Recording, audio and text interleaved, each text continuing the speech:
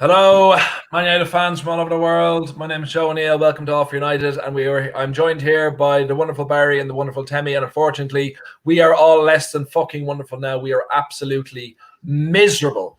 That was a Titanic performance in a way it never should have come out. It was diabolical. The Titanic sunk. Yeah, and it should have never been put out in the. It was awful. Even though it'll say on paper just 1-0. It was far worse than that. We were played off the pitch from the moment the game was set on. We had one shot really on target through Greenwood. Other than that, we had nothing. We had absolutely nothing.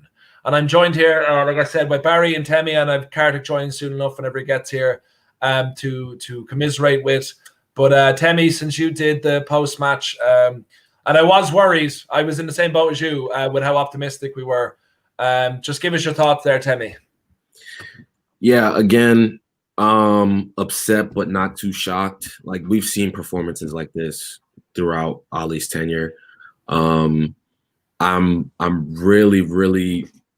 just frustrated because I think we got a little too excited, and there's been holes in this team for a really long time. And I think every time we have something like this happen, last year was we beat Spurs, then we went and beat City after we had been really poor. Now, this year it's, okay, we beat PSG, we beat Leipzig, but we're still absolutely trash in the league. I think in hindsight, I got too excited. I was doing the pre-match, the pre-match lineup reactions, and I was kind of pleased with what I saw. But then as the game wears on, you see that you have two forwards who can't hold the ball up, both of them. Neither of them can hold the ball up. They're too lightweight. Greenwood's too lightweight. Rashford's too lightweight. We had Fred playing out of position. He's not a DM. He is not a guy you play in front of the back four and ask him to make difficult passes like you would ask a Matic. Fred was at his best when he was playing on the right of a diamond, you know what I'm saying? And he has kind of license to go where he wants, buzz around, win balls back. He was poor today, but it wasn't his fault. I just think he was out of position. And McTominay, just nothing. There was nothing there. Absolutely nothing there. Bruno and Pogba were both poor. I'm not gonna criticize Fred and McTominay and not talk about Bruno and Pogba. You feel me? They're both poor. Yeah. I think that was down to the shape of the team. We lost our shape again. And if you don't have shape, and this is something that it's very evident. Anytime we've played with a very stringent, you could see the shape throughout the course of the game, we do well. There was absolutely no shape today, and I'm pissed about it. Yeah, that's absolutely fair. And before we get Barry's analysis, I'm just going to bring in our Twitter guy, Kartik. How's the Diamond doing himself? Well, I'd like to point out, first of all, that the Diamond wasn't the reason that we lost today. It wasn't. It was a lack of tempo. It was a lack of positional awareness at times. It was a lack of any kind of real organization, because I thought we lined up with maybe the right personnel, but we didn't line them up in the right way. I will go into it in a little bit if you want. We'll get Barry's thoughts first, but I don't think we should blame it on the system, which was a lot of the feedback at halftime. It wasn't the system, but I'll get into it later. Yeah, absolutely. Barry, all the way in South Africa, give us your wonderful ideas of what happened there. Well, my immediate comments are I've just wasted 2 hours watching that utter garbage. And to sum it up, heartless, spineless, gutless, brainless, clueless. No heart on the field. I think that Arteta completely outsmarted Solskjaer in terms of the tactics. To me, it seemed like Arsenal had 15 players on the field. They were quicker to every single ball. We didn't challenge. We weren't aggressive. And just so disappointing in the lack of midfield creativity.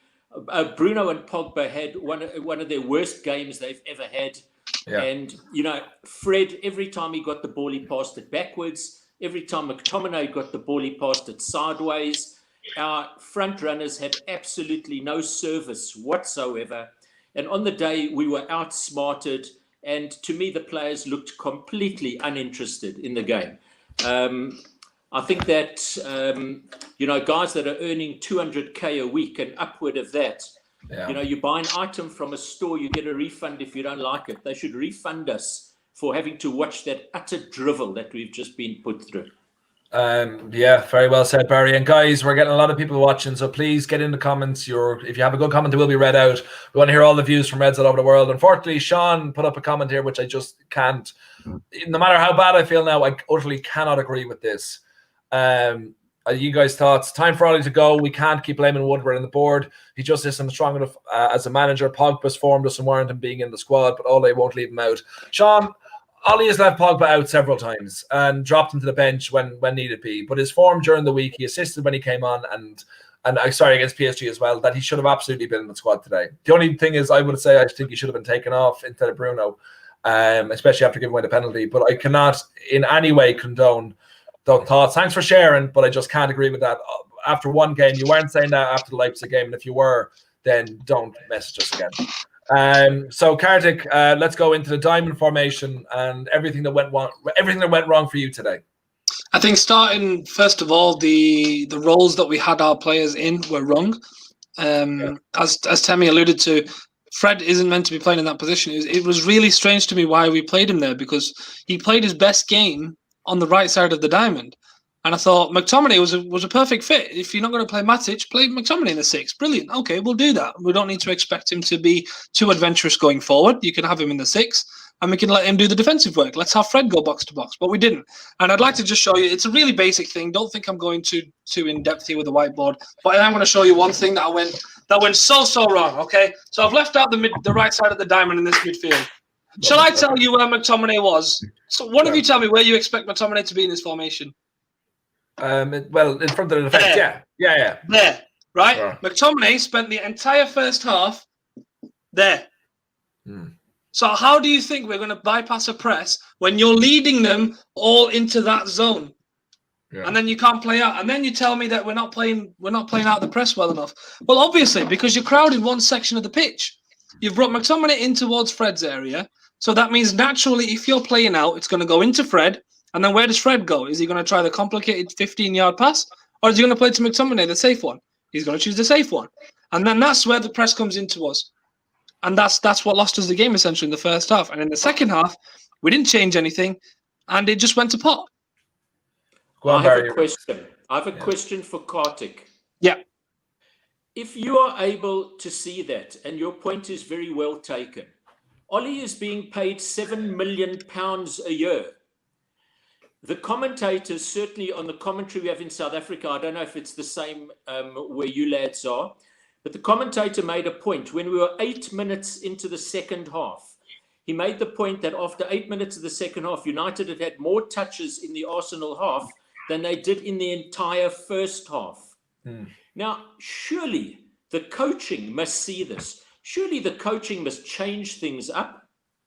I mean, Fred and McTominay were tripping over each other for part of the game. And I agree with you 100%. I think that's why we changed to the 4-2-3-1. After about the 60th minute mark, we went to 4-2-3-1. And that's when we saw a little bit more from us. And then suddenly we switched back to the diamond because we brought on Matic and we took off Fred. And that's what made it a little bit more balanced, if you noticed that when Van der Beek came on. When I saw that Arsenal formation, and in fact, again, I'm not sure who does your, in the UK, who does the comments, or in the USA. Who did it for you, Barry? Pre-match, we had Ian Wright and Paul Scholes. Yeah. And, I mean, Ian Wright made the point that he was quite scared looking at the United lineup, etc. And it was anything but that. I mean, Arsenal went into this game aggressively. And, they fully deserved their victory. We have no complaints about that. We were woeful on the day. Yeah. Brown Knight is coming in with the classic, what did I miss? Nothing but just 4 incredibly attractive but miserable Man United fans. That's all you've missed, Brown Knight, so far. Guys, Temi, I'm going to come to you with this, but I have a tiny bit of a rant to go on before I bring this to Temi on Temi's store, okay? And my problem, he's coming up in the comments constantly, but I have a huge fucking problem with Paul Pogba, okay? People saying that he's not consistent, he shouldn't start, or whatever. I felt he should have started this game, but he should. How have we gone, what's it been, 3-4 years at the club, where a £90 million signing is that people are defending him when he's been nothing but mediocre for the majority of it? Moments of brilliance are not worthy of him being put on a stature where he seems to be away from criticism, where people kind of go, well, he's done this, he's done this, he's done this. Well, he doesn't do it constantly. He's constantly giving it, like, I don't know how, I don't know what the stats are in this, and I don't even know if there are stats available for the amount of penalties he's given away while being at the club. Like, how can a central midfielder outside of Paul Scholes get away with not being able to tackle and then throwing himself in these positions into the opposition box, into his own box? For me, he should have been taken off instead of Bruno, even though Bruno wasn't a good game. But I feel like he will bring far more to the game, even when he's playing badly, than Paul Pogba. Because Bruno can just bring out a performance with one magical touch, one magical idea. Pogba does not do that. And when he does do it, it's so inconsistent. It's fucking infuriating. And Brown Knight, I'm not blaming Pogba. I am not blaming Pogba. This is a constant thing. I'm not blaming Pogba for this. This is on Ole and it's across the team across the board. It's not just one player. But like how he can keep going with the majority of people still defending him because of stuff he did against City 3 years ago. So, sorry. Bit of a rant there. Apologies. I'm just very infuriated by him as a player, and I'm looking forward to him leaving. Temi, coming to you, what do you think his influence on the game was? Or maybe in general? I don't know. I'm just annoyed. Sorry. I mean, he had a poor game. Like, there's no arguing that. I feel like I disagree with your overall point on Pogba. Yes, he's been inconsistent since he's been at the club, but I argue what 50 million plus pound player that have we paid for that's been consistent? I dare you to find me that. There's not one. There is not one. There is not one. So this whole first of all, Ole has a job because Pogba led the team in goals and assists when he got there, was absolutely brilliant. That's the reason Ole has a job right now. Fact. If not for Paul Pogba, as soon as Ole got there, putting in goals and assists for fun every single game. But that's besides the point. Today he was poor. I thought he should have come off. Definitely thought he should have come off, especially after the mistake. Granted, I don't feel like he should have been in that position. He did make a stupid mistake, though. Absolutely stupid mistake. I'm not going to use that as the barometer for what he's done at United because I think every big money signing we've made post Alex Ferguson has been a little underwhelming at best. At best. Outside of Fernandez, but yeah.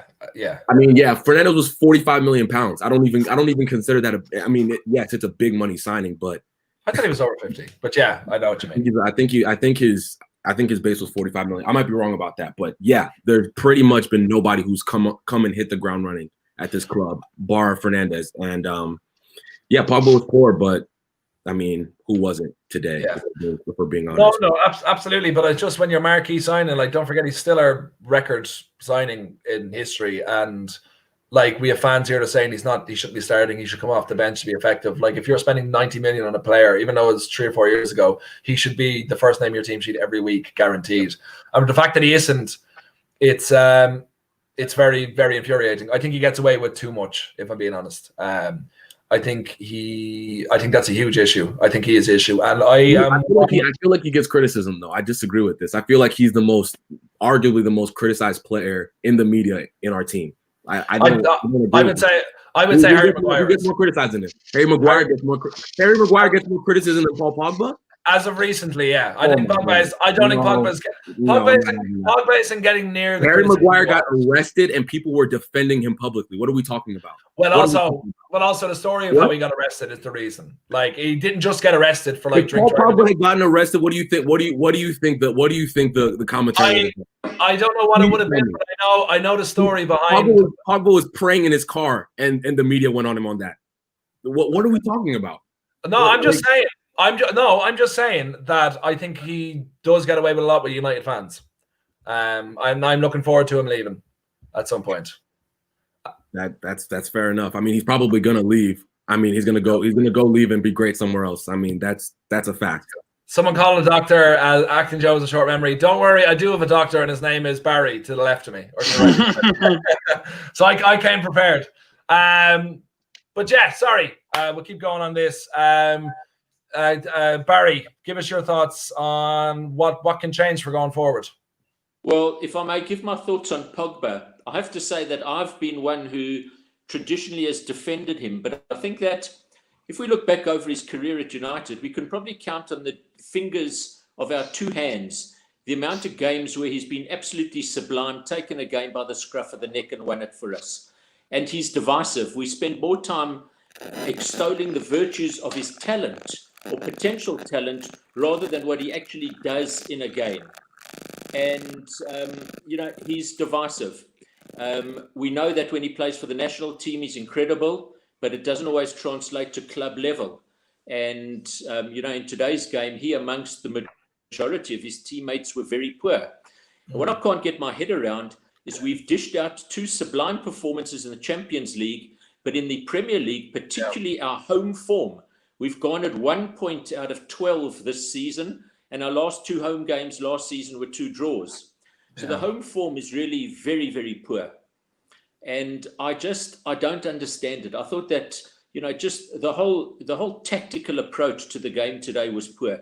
And there's no plan B. When it's going badly, it doesn't seem to be able to change the game.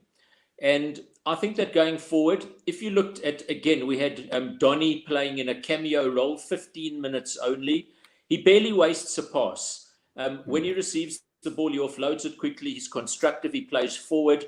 I think he's got to play in the team. And I think that the combination of McTominay and Fred by Ole is this cautious approach. Is it because he doesn't trust his back four? I'm not sure of that. But, home game, when I looked at the Arsenal lineup for this game, I thought they were there for the taking. And it was anything but that. Just no cohesion. And I don't know, on the field, I think a bit of a lack of leadership. Heads were dropping, get behind them. And I don't know. I'm at a bit of a loss.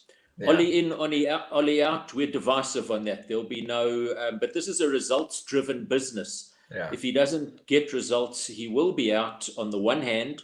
On the other hand, it might, that's the subject for another discussion. But at the end of the day, he can't influence what the players are doing on the field. If the players put in a bad performance, that's not him. But I just thought that today we had no shape whatsoever. I couldn't work out how we were playing. And I think Kartik is spot on because the diamond, I don't know, it turned into a bit of a zirconia on the day.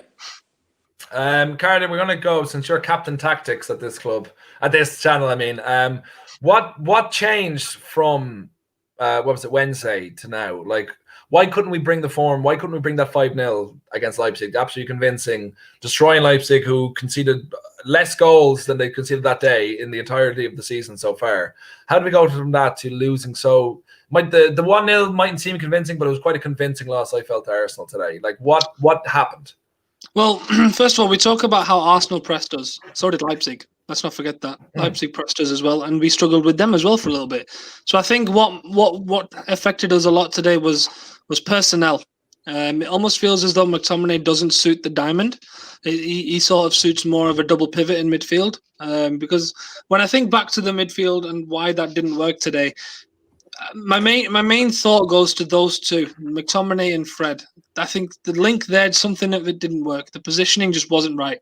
And in the case of a narrow formation like that, where you're relying on triangles to be formed to move up the pitch through the middle, when one link goes, the whole thing breaks down. So that means your strikers don't get anything. Your midfield, your number 10 doesn't get anything because he has to drop in and fill in the gap. And then your whole structure just goes. Because when Fred has the ball, McTominay's next to him. Paul Pogba's a bit further higher up where McTominay probably should be. His only other option is try the risky pass to Pogba against the press, where there's an oncoming player, or you're going to have to try a 20-yard pass straight into Rashford, who isn't guaranteed to be able to hold up the ball. Because as Tammy mentioned, neither of our two strikers are hold-up strikers. They both run on to the end of a pass striker. So the balance just wasn't right. I think you think about the personnel in terms of, is McTominay that much different of a player than Matic? Yes, he is, because Matic is so much more positionally aware. Yeah. He's so much stronger on the ball. He's so much more intelligent.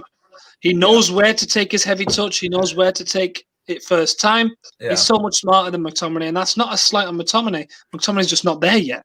So I think that's the main part of why this diamond didn't work, and we used our strikers incorrectly, I felt, because they didn't run into the wide spaces. They got caught sitting in the wide spaces. And I thought that's why we lost the game today, because the balance just was all wrong all over the pitch.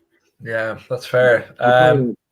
Sorry, Timmy, go ahead. I was gonna say, if we're playing a diamond midfield, I don't think Fred and McTominay should be on the pitch at the same time. Yeah. If you remember the first time we played the diamond under Ole against Everton, Fred and McTominay played in that diamond, and we played pretty poor for probably 60 to 65 minutes of that game. If you're playing a diamond, you need Matic because it's like an absolute must. I mean, Fred, I love him, and I think he should be playing in our team, but him picking the ball off the center back, he just never looked that comfortable. He never looked comfortable. If Matic is in that position, he's gonna, people are gonna come on to him. He's gonna lay it off easier. He's a calmer passer than Fred. But that's hindsight is 2020 now. We gotta just and the comments are absolutely lighting up. Brown Knight is like they're like Brown Knight is like fighting against the world. He is representing Pogba. Everyone else saying, but Brown Knight is not backing down, and I respect that for you, Brown Knight. You tell them. But we'll keep going with the substitutions that were made. I have a question for Kartik, if I may. Fred in the Champions League games has performed very well. He was really good against Leipzig, particularly. Give us a sense his role in that game, his role in the game in the Premier League games, because he's a different player in the Champions League. I think in the Champions League so far, at least this season anyway, if you look at PSG, he was in front of a back five, and if you look at Leipzig, he was in front of a number 6. So in both situations, he wasn't the last man in the midfield. He had another player with him, alongside him in a double pivot, or he had a 6 behind him. So I think that's the key part. You don't put Fred as the last man. You put him alongside someone that can support him, that can almost say, you know what, I'll stay. You go do the running for me, and I'll be your last man. I'll recover you. Right. Because Fred's the energy. He's not the one who's going to sit, because then you're wasting his ability. His attribute is his legs, his ability to run back and forth. He'll do that for 90 minutes. He's not going to be the one who collects the ball off the defenders and starts building attacks. You want him driving forward with it and doing that. Whereas in the Premier League, we've had him almost in a more defensive role as the furthest player back, like today, and it just doesn't make sense to me. And I think that's the key difference. It was interesting to note that in the Leipzig game, he covered more ground than anybody, but Donny almost covered as much ground as he did and played for 20 minutes less than he did. Mm-hmm. So that was interesting. And I think that when he plays right at the back, he's got this nasty tendency to take one touch too many on the ball, and he gets caught in possession a few times. And also I thought tonight, I'd like to see the stat on our passing accuracy. The passing was dreadful.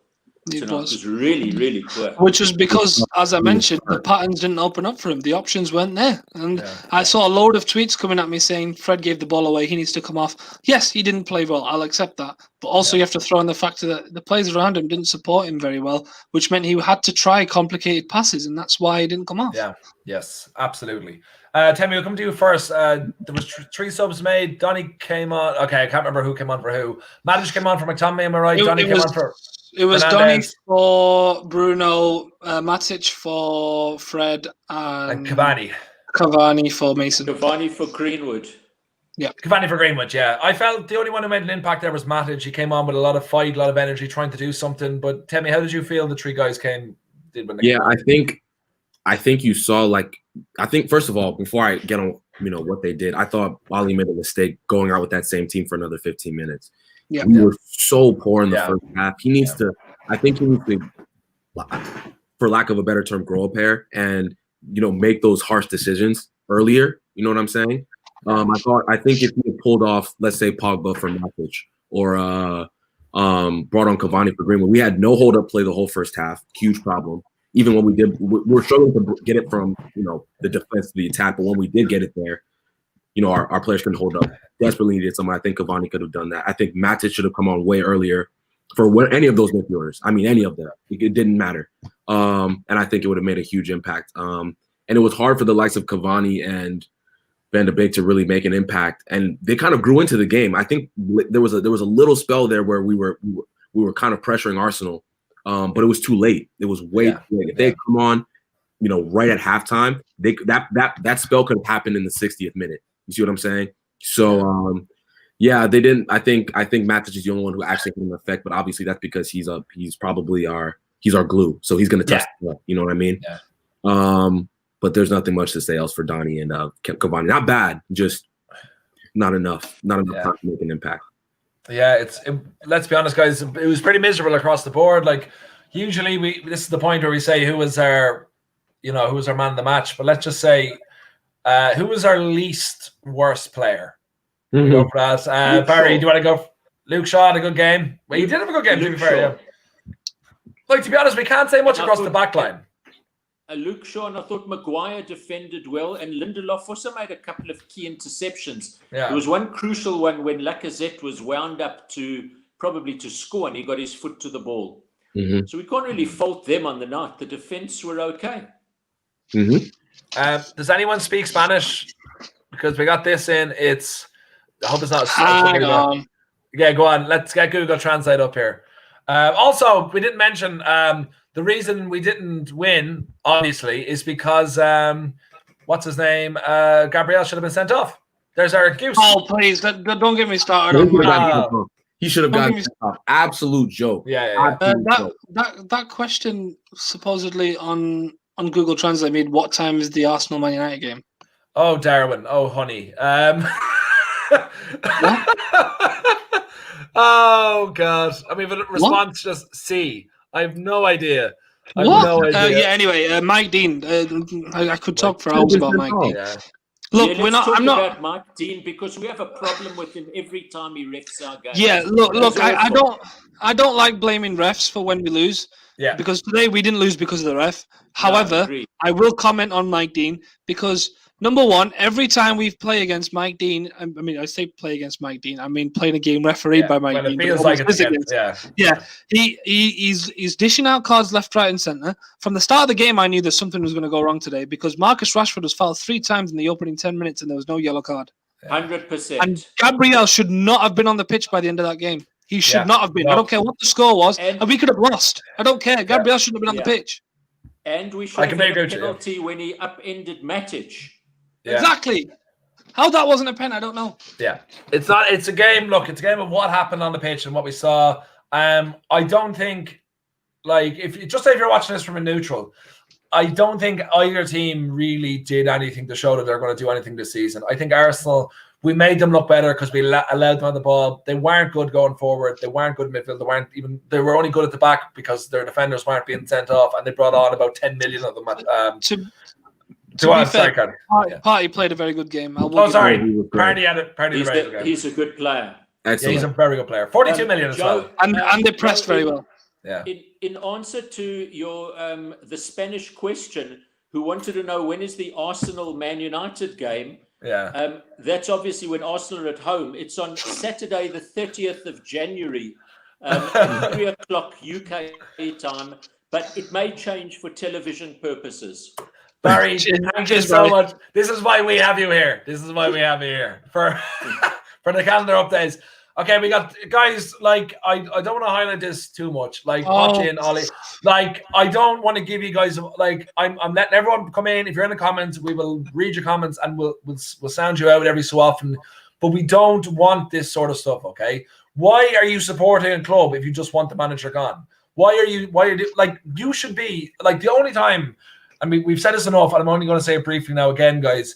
If you're not supporting the manager, don't support the club. The only time you shouldn't support a manager is if they are like an awful person or they're bullying the players, a la Jose Mourinho.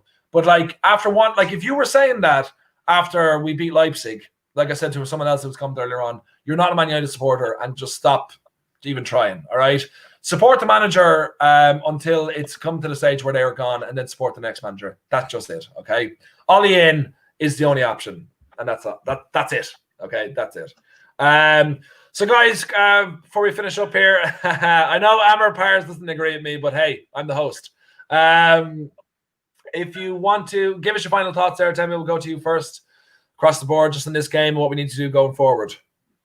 Poor performance. Now we're definitely behind in the league. We need to. I think we just need to tactically get it right. There's not much to say. There's really not much else to say, but we need to get the lineups right in the Premier League. we can't afford to have this run at Old Trafford continue because it's crushing. It's absolutely crushing. This is not good. Can't sugarcoat it. We were poor today. The management was poor today. The players were poor today. We just gotta move on. Completely agreed. Sorry, I mean, Paris comes up again with, I've been a Man United supporter before you were born, kiddo. Yeah, it doesn't mean that you're a good supporter. It just means that you've watched him before I was alive. Barry, keep going. Means that he's older than you, that's all. That's all, exactly. Go for it, Barry. What needs to change? Well, I think that, after the Leipzig game, we were on such a high. Brilliant performance. That should have been the springboard. It should have been, the players should have gone out today saying that we're going to beat the shit out of them. And it was anything but that. So I think that the manager needs to earn his stripes. He needs to get involved there. He needs to tackle the psyche of the team. And of course, we've got another big week. I mean, there are 2 games a week. We're away in Turkey. Then we've got Everton. What does he do? Does he put out a strong side to play in Turkey? Does he put some peripheral players in? That's the challenge. But we've got to improve on this. I mean, this is unacceptable. The home form is just terrible. And it's almost a lot of the pundits are saying too cautious an approach at home, fear of losing. That's not the Man United way. The Man United way is to get into that tunnel and the other team to be intimidated. And we've lost that, quite frankly, and that's what he needs. He needs to earn his stripes. He needs to galvanize the team, and we need to get a better performance out of every single player that was on that field today, because that's just not good enough. Yeah, and it is, like you're saying there, we've had 4 games at home and we've 1 point. It is absolutely miserable. And you look at that compared to the Champions League. Obviously, I know Leipzig was only the only game we had at home outside of that. But beating Leipzig so handily and then beating PSG relatively handily, tactically really, really astute. It's very mind-boggling. It is absolutely mind-boggling. But sorry, Kartik, we'll let you see us out. What are your thoughts on what needs to happen going forward? Before we go on, I want to address something that's going on in the comments here. Amir, what are you on about, mate? Yeah, I know. Do you want me to highlight one of the comments, or? He's on about a real supporter is someone who wants the best for the club. Is that not supporting the manager that's in the job? Yes. In what world is wanting the manager gone every result, every loss, good for the club? Transition periods every year, is that good for the club? No, it's not. Yeah. So what are you on about, mate? I don't care how old you are. I don't care what you've seen before me. You support the manager that's in the job for now until he's gone, and then you support the next one. Even if you don't want him there, support him. Because it's your club at the end of it. Are you supporting managers or are you supporting a club? Yeah. I swear half our fan base supports either a specific manager or they support the team during a transfer window, and that's it. They're fan of transfer windows. The world in which there are better managers available, mate. I don't like insulting our subscribers, but I'm very close to it, so I'm just going to stop looking at his comments. Good call. We all are. I don't want Ben to kick me off the channel. Anyway, final thoughts. United weren't good enough today. We just weren't from the start to finish. I thought the setup was wrong. I thought the positioning of our players was wrong. I thought there was a lot down to individual errors today, as well as Ole. Ole got it wrong with this personnel, I think, with where he put which players. I think on the pitch there were a lot of individual errors. Pogba was very stupid to give away that penalty. I thought McTominay had a very bad game. I thought Fred gave the ball away far too easily. And there were times where we didn't put enough pressure on the ball. So we didn't deserve a result here today. And in the end, you have to look at it and think it's getting worse and worse in the league, and it's getting somewhat decent in the Champions League. So I'm trying to think, well, what's changing? Is it pressure to keep up pace? Is it the difference in fitness? Is it, I don't know. It could be anything, but it just needs to be fixed because it could get nasty. But on a lighter note, clearly we're so focused on winning the Champions League, we've just tossed off the league. Yeah, seemingly so. And the comments are agreeing with you. Amar, give it a rest. Dead right. Brendan, before we go, guys, on a miserable afternoon that it's been, we're just going to give each of the lads a chance just to promote themselves a little bit. So, Temi, you go first. Yeah, you guys make sure to follow me on Twitter at Temi Talk United. Support my YouTube channel too. Same thing. Temi Talk United on a bit of a hiatus, but I will be back very soon. Check me out, guys. Barry, you're next. What am I meant to be doing, Joe? Just tell them where they can find you on Twitter or anything else, all right? Oh, no, you'll find me on Twitter at Doc United, passionate United fan. And of course, we love the club. Whatever happens, we support them unconditionally. And imagine if we all had the same opinions, it would be so boring. And support this channel. It's a wonderful channel with some really, really good guys on it. These lads whose company I'm in tonight are sublime. So keep supporting this channel. And, you know, even though results aren't going well for us, let's remember that United are the greatest football club in the world. Always have been, always will be. Thank you very much, Barry. Carly, take it away. I'm on Twitter at Mr. Cartshaw. I'm here. If you want to continue having that chat, you can come and tweet me, because then I'm not under the All for United badge and I can say whatever I want. Also on my profile on Twitter, you'll find the Front Three chat. Go follow that, because we're starting a new podcast channel. Well, it's a channel based on a podcast that used to be on my channel. So make sure to subscribe to that and to my channel, because there might be something going on there. I don't know. Make sure to subscribe to All for United, because I'll be here for most of the time. And yeah, keep supporting us, and hopefully let's try and enjoy ourselves a little bit. Yeah. And Amir, please find Kartik, because we want some entertainment to watch on Twitter tonight.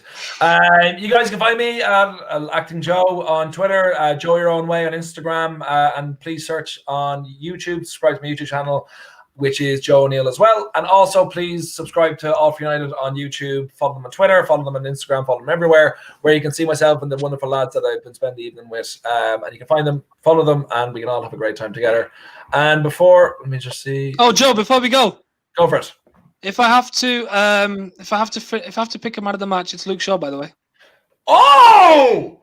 That was my pick wow. as well. Okay, that's fine. We'll go. Temi, who would you go with? I thought both fullbacks were equally as good. I'm honestly, it's a coin toss. I think just say Luke Shaw for I'll just say Luke Shaw. You know, oh my God, it's a round table of Luke Shaw is the man of the match, including Cardiff. This is mind blowing. Also, I've just been told he's about United's best player. The man of the match. There were 11 Arsenal players ahead of him. Yes, well, yeah, obviously, yeah, and also the subs bench as well. I've just been told I'm going to be taught a lesson. Oh, I'm terrified. Oh my God, I can't wait for Twitter tonight, guys. I'm thanks so much for joining us. Please come back tonight. We have the Wall of Reds at 10 o'clock with Ben's hosting that, and then you'll have Monday is the Good, Bad, the Ugly. It's hosted by myself this week. Rusty can't make it, unfortunately. Tuesday we have preview for the Wednesday. Wait, are we playing Tuesday? We're playing Wednesday. Istanbul will be on the Tuesday. Yes, we'll be on the Tuesday. Then Tuesday evening, we'll have the podcast, which I'm hosting. And then we'll be back for the weekend. Ben will have his stuff on Friday, whoever he's interviewing this week. Then we'll be back for the Premier League games all next week. So make sure to subscribe, like the channel, stay involved, because without you, we are nothing except people who talk about United. So thanks so much for joining us. I should always cue this up before I start talking to shite. You're a bunch of legends. Don't give away the secrets. Lads, you're a bunch of legends. We'll see you next time. Thanks so much.